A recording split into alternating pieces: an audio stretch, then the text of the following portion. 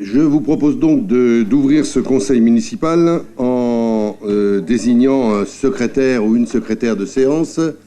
Qui est-ce qui veut bien assurer cette tâche? Madame Lachenal, merci. Je vous propose d'approuver les PV des séances du 8 et du 18 juin. Est-ce qu'il y a des remarques ou des interventions? Ces PV sont approuvés sans problème. Merci. Vous avez aussi un certain nombre de, comme d'habitude, de décisions prises en application de l'article L2122-22 du Code général des collectivités.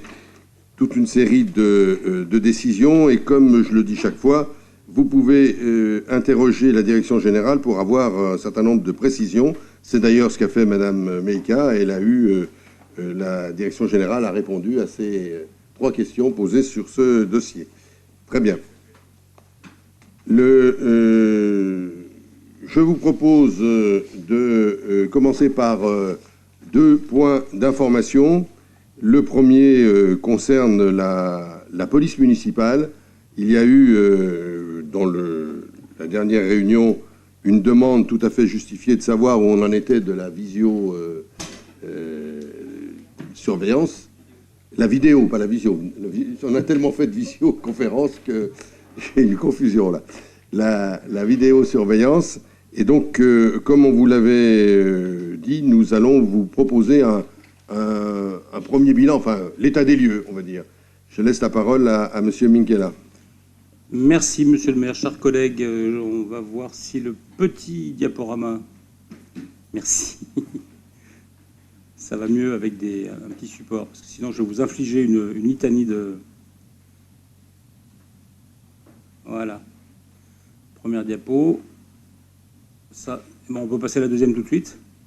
Il y en a 4. Voilà, donc le principe de la vidéoprotection, vidéosurveillance, appelez-la comme vous voulez, elle a changé de nom, mais c'est bien, ce sont bien des caméras qui permettent de surveiller le domaine public. Donc le principe est d'accompagner le développement des espaces publics en mettant à disposition des agents du service de la tranquillité publique l'outil vidéoprotection géré par un opérateur dans un CSU, un centre de supervision urbaine. C'est comme ça que ça s'appelle, c'est comme ça qu'on appelle les lieux où vous avez ces écrans que vous voyez à droite, là. D'ailleurs, cette photo est bien prise dans le nôtre de CSU, parce que nous avons effectivement un CSU qui est donc prévu pour 2 opérateurs. Voilà, si je dis ça, c'est parce que j'insiste sur la notion d'outil. La vidéoprotection n'est pas une fin en soi, c'est bien un outil qui permet d'accompagner les policiers qui sont sur le terrain. Donc principalement, ça sert à 2 choses. Ça sert en cas d'élucidation, lorsqu'on consulte les images a posteriori, quand les policiers ont besoin d'avoir des preuves ou des éléments d'enquête. Donc ils vérifient après, ils relisent les images. Ou en temps réel, avec un opérateur qui peut guider les policiers sur le terrain en leur disant, voilà, il se passe telle et telle chose à tel endroit. Ou à l'inverse, c'est les policiers sur le terrain qui demandent de vérifier à la vidéo si telle ou telle personne ou tel individu ou telle voiture, véhicule, etc., est parti dans tel ou tel côté. Voilà, ça sert à ça. C'est très classique, mais très efficace. Donc, très efficace quand ça permet effectivement d'intervenir. Et c'est arrivé plusieurs fois ces derniers temps où la vidéo a servi à faciliter grandement le travail d'intervention sur le terrain. Sachant que les images à disposition le sont pour le compte de la ville, pour des personnes qui sont clairement identifiées, assermentées. Nous n'avons pas accès aux images comme ça, heureusement d'ailleurs. Et la police nationale, bien sûr, sur requête, est habilitée à aller consulter ces images qui sont conservées un certain nombre de jours sur des disques durs qui sont cachés quelque part dans les services de la mairie. Je vous dis pas où est placé le CSU pour des raisons évidentes de discrétion. Hein.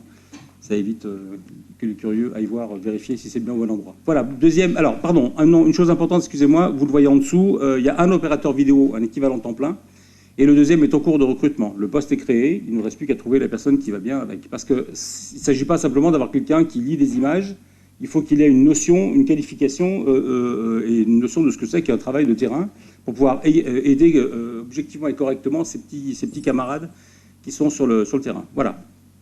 On peut passer à la deuxième. La deuxième, alors voilà, c'est là où c'est un peu plus touffu. Vous avez une carte à droite qui vous indique les lieux où sont installés ces caméras. Alors vous avez 3 couleurs. Hein. Vous avez ce qui a été fait jusqu'à fin 2017, c'est en vert. Vous avez ce qui a été fait entre 2017 et 2019, c'est ce qui est en orange. Et ce qui va être fait incessamment sous peu, et qui aurait déjà commencé si on n'avait pas eu une petite interruption. Alors, je vois Mme Meïka qui prend les photos. On vous la donnera, Mme Meïka. Je suis désolé. D'accord. D'accord. Non, excusez-moi, je pense parce que vous l'aurez le document, bien sûr. Ah bah oui, c'est public. Il n'y a pas de secret. Hein. Ce qui est secret éventuellement n'est pas dessus, mais ce que je vous donne là est parfaitement. Ne vous inquiétez pas, voilà, on fait attention quand même. Non, mais tout ce que vous avez là, de toute façon, soyons très clairs, l'emplacement des caméras est public, puisqu'on est même obligé de le signaler sur le terrain. C'est la loi. Hein. On n'a pas le droit de mettre des caméras sans prévenir les gens qui sont surveillés. Alors, de 2011 à 2017, la première de toutes, c'est celle de la rue Molière. C'est celle qui a été installée au moment de l'inauguration de la rue Molière. Enfin, un peu après, mais enfin, donc, le dossier a commencé en même temps. Alors, pour être précis, on l'a dit l'autre fois, mais un dossier, c'est d'abord une demande à l'État, d'une autorisation. Il y a ensuite un travail qui est fait pour voir si la demande est légitime, si elle est correctement faite, etc. Et donc il y a tout un processus administratif qui fait que le préfet, l'État valide la demande et autorise la ville à installer ces caméras, sachant qu'on l'a dit aussi que encore maintenant, l'État subventionne une partie de l'infrastructure à peu près à hauteur de 50%, à peu près. C'est tout c'est beaucoup, hein, mais ça s'arrête à un accompagnement de l'investissement. Le fonctionnement est totalement à la charge de la ville. Donc vous les avez donc, vous avez une petite liste un peu en désordre, hein, comme ça. La rue Molière, il y a eu la place du jumelage. Alors les sites sont indiqués comme ça. Il peut y avoir, c'est pas forcément une caméra par site. Il y a des endroits où il y en a deux. Hein. Place du jumelage, par exemple, vous en avez même, si vous reprenez l'agrandissement, le zoom que vous avez sur la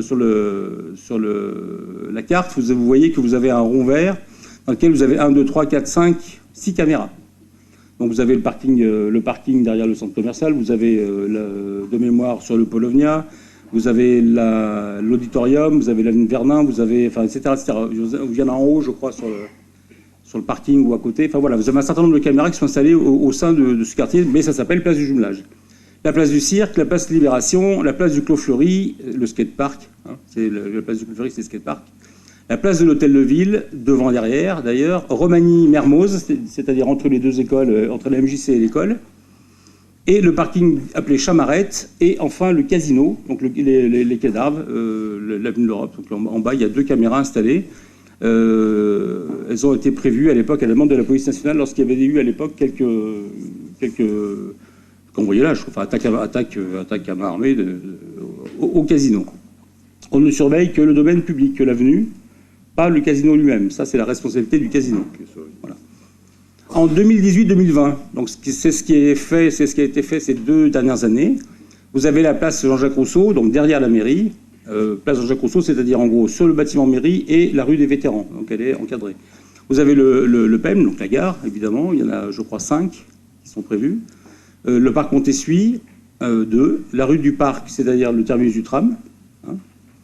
La place Clémenceau, une caméra. La rue Fernand-David, c'est-à-dire en gros au bout de la rue, près de l'ancienne clinique. Et la place de l'Étoile, alors, pour être tout à fait honnête, rue Fernand-David et place de l'Étoile, c'est en cours de, ça va être fait. Ça aurait été fait si on n'avait pas eu ces 2 ou 3 mois de retard dans le planning. Voilà, mais c'est quasiment à bout touchant, quoi. Et enfin, si vous êtes d'accord d'ailleurs, parce que c'est une question qui peut être posée, voilà une liste ensuite qui arrive de lieux qui sont prévus. Ils sont soit déjà arrêtés, soit en cours d'étude, mais voilà les lieux pour lesquels, donc en violet, ceux qu'on vous propose de valider pour la suite. Il y a donc le Square Cassin, qui est donc le square qui est en face de la MJC, enfin de la maison Nelson Mandela. Vous avez la plaine Salaz, c'est-à-dire la plaine qui est à l'arrière du gymnase, du plaine de jeu, mais qui peut potentiellement accueillir, on va dire, quelques désordres de type trafic. Château-Rouge, le parc de la Fantasia, le parc Olympe de Gouges, le parc Eugène Maître, la place des marchés, la place de Faux, Chablais Parc, c'est prévu, hein, ça aussi, ça va arriver. Dans les premiers qui vont arriver dans ceux-là, c'est sûrement Chablais Parc. La rue du Docteur Favre, pour des raisons essentiellement liées à des désordres de stationnement récurrents. Et enfin, le parvis et les parkings de Martin Luther King. Voilà. Liste non exhaustive, parce que 3 points de suspension, parce que les opportunités, il peut y avoir des problématiques qui sont liées à tel ou tel endroit qui nécessitent qu'on réoriente telle ou telle décision en priorité. Voilà. Et enfin, la dernière diapo, je crois. Voilà, donc en fait, si on fait un tout petit résumé, il y a aujourd'hui 27 caméras opérationnelles et donc une quinzaine qui arrivent dans les 18 prochains mois. Le lien avec l'hôtel de police est en cours de réalisation, c'est-à-dire qu'il a fallu tirer une fibre qui n'existait pas et ça a été fait. Enfin bref, il a fallu se mettre d'accord avec l'État. Pour savoir qui paye. Voilà, pour savoir qui payait quoi, évidemment. Mais c'est quasiment, on y est. Hein, donc ça veut dire quoi? Ça veut dire que la police nationale aura la réplique des images en direct, en temps réel. C'est-à-dire que ce que les caméras de la ville voient, la police nationale le verra en temps réel aussi. Ça semble évident, mais ça ne l'était pas jusqu'à maintenant.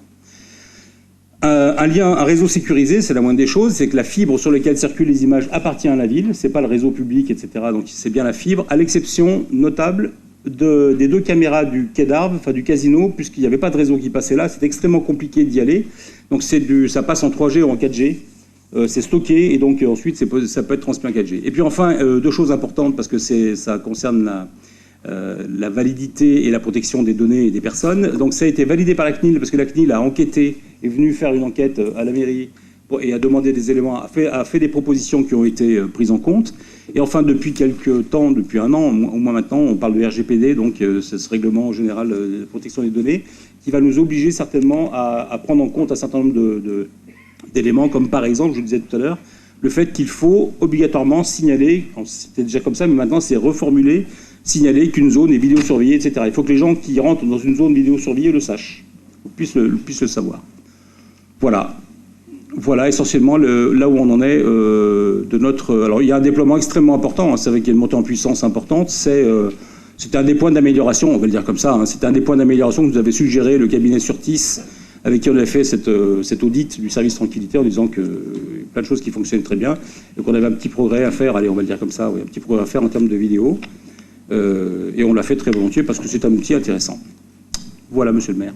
Merci, monsieur Minghella, pour ces précisions. Est-ce que vous avez des réactions ou des questions ou est-ce que ça vous semble complet comme dossier et correspond à ce que chacun souhaitait avoir? Si c'est le cas, je voudrais en profiter peut-être, mais monsieur Minghella, vous pouvez le faire aussi dans vos responsabilités, pour saluer le travail de nos policiers municipaux de toute manière, hein, et notamment on sait qu'ils travaillent parfaitement en lien avec la police nationale. C'est une des spécificités très positives de cette ville, c'est le lien PN-PM qui est reconnu lors de la dernière visite faite par le préfet dans les nouveaux locaux d'hôtel de police. Ça a été une nouvelle fois rappelé. C'est donc important parce que c'est une question d'efficacité et de cohérence.